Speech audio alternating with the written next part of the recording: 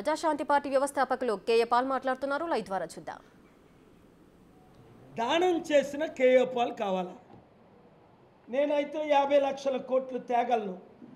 ఆంధ్రప్రదేశ్ 10 లక్షల కోట్లు అప్పు తీర్చేయగలను. 60 లక్షల నిరుద్యోగులకు ఉద్యోగాలు ఇవ్వగలను. ఈ రెండు పార్టీలైనా టీడీపీ అయినా 40 సంవత్సరాలు మనం లేలాలి. ఆ ఎన్టీ రామారావు గారు బ్రతుకుంటే మోదీకి అమ్ముడుపోనా, మోదీ పక్కన కూర్చున్నా, అది ఎన్టీ రామారావు రియల్ హీరో. భారతరత్న ఇమ్మని 10 సంవత్సరాల నుంచి ఫైట్ చేస్తున్నా, ఇచ్చే వరకు పడుకోను. చంద్రబాబు నాయుడు ఎప్పుడు ఫైట్ చేయలేదు. ఎందుకంటే ఎన్టీ రామారావు ఫోటో పెట్టుకుంటాడు కానీ ఆయన ఎన్టీ రామారావుకు వెన్నుపోటు పొడిచింది ఎవరు?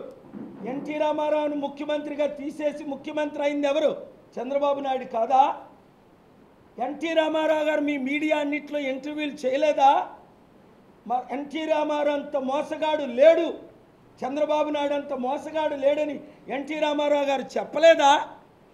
యూట్యూబ్లో చూడండి, వీడియోల్లో చూడండి.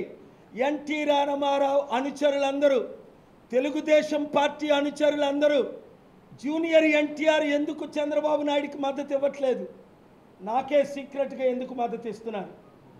1451 మూవీలో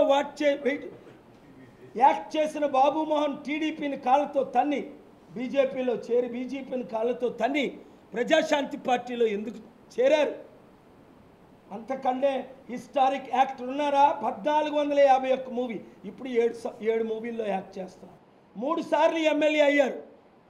ఎన్టీ రామారావు గారు అని ఓడిపోయారు కానీ రెండోసారి ఆయన వాడలేదు. కనుక ప్రియమైన మిత్రులారా, 5 నిమిషాలు మాట్లాడాలనుకున్నాను, 10 నిమిషాలు మాట్లాడాను. ఎందుకంటే ఆవేదన అర్థం చేసుకోండి. రాష్ట్రం సర్వనాశనం అయిపోతుంది. కుటుంబానికి 5 కోట్ల అప్పు. ఒక్క అవకాశం మీరు తీసుకోండి, ప్రజాశాంతి పార్టీని గెలిపించండి. వైసీపీ వాళ్ళు టీడీపీలో చేరకండి, టీడీపీ వాళ్ళు బీజేపీలో చేరకండి. మీకు ఈడీ భయం ఉంటే నా దగ్గరికి రండి, సిబిఐ భయం ఉంటే నా దగ్గరికి రండి, ఐటీ రైట్స్ భయం ఉంటే నా దగ్గరికి రండి. నేను మిమ్మల్ని కాపాడుతాను. ఈరోజు కవితకి ఎవరైనా బెయిల్ ఇస్తారా?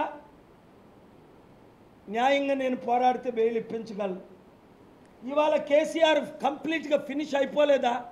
100 సార్లు 1000 సార్లు నేను చెప్పలేదా కేసీఆర్ మార్పు చెందు, లేదంటే నిన్ను చిత్తుగా ఓడిస్తామని? నువ్వు మారేవా?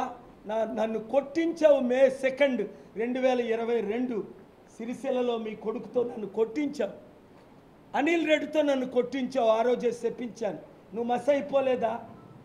ఇప్పుడే నా గుండాగి చనిపోవా? వద్దు, నేను నిన్ను క్షమిస్తా.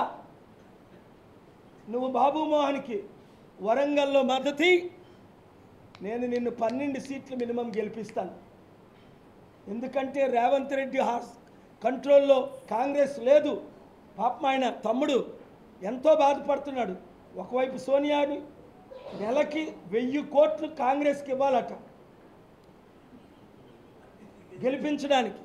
కాంగ్రెస్ వాళ్ళు 1000 కోట్లు, తెలంగాణ గవర్నమెంట్ 1000 కోట్లు మూటలు మోయాలట.